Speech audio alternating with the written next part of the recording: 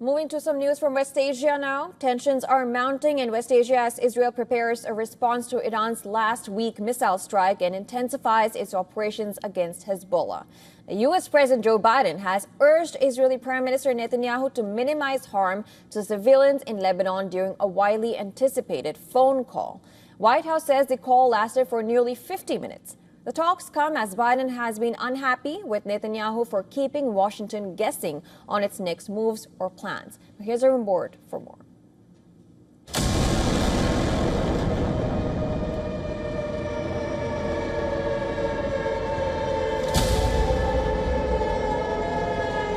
Right now, Israeli armed forces are mostly concentrating their fire on Hamas in Gaza and Hezbollah in Lebanon.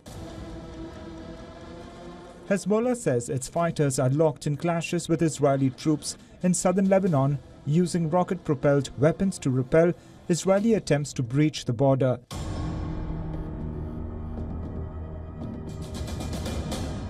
Israel is preparing to retaliate for a missile strike launched against it last week by Iran. When and how Israel will choose to retaliate? Will it choose to strike Iranian nuclear sites or oil rigs?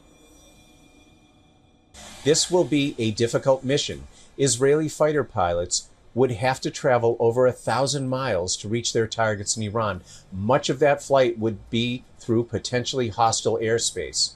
But the bigger issue could be the potential diplomatic fallout. Iran most likely will retaliate. That could mean further escalation at a time of region-wide war.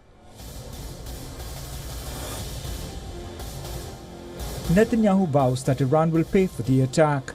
Despite US pleas to avoid targeting Iran's oil infrastructure or nuclear sites, Israel remains tight-lipped, leaving Washington in the dark.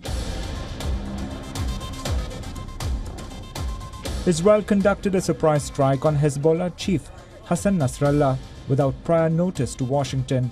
The strike not only caught the United States off guard, but disrupted diplomatic efforts aimed at brokering a ceasefire.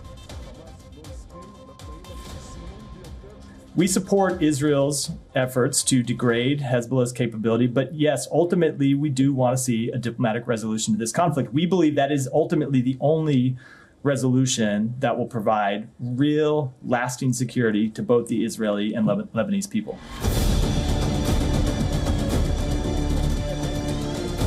President Biden is reportedly furious, underscoring the already frayed relationship between the two allies. A new book reveals Biden called Netanyahu a liar and a bad guy, and even some insults that cannot be reported on television. Israeli Defense Minister Yoav Gallant, who has a good working relation with his American counterpart, Lloyd Austin, was scheduled to visit Washington, but the visit was postponed at the last minute. US officials worry that Israel's next move could set off a chain reaction, drawing other regional powers into the conflict. As Israel holds its cards close, even the United States finds itself on edge, left to speculate on how far its ally will go in its latest face-off with Iran. Bureau Report, WION, World is One.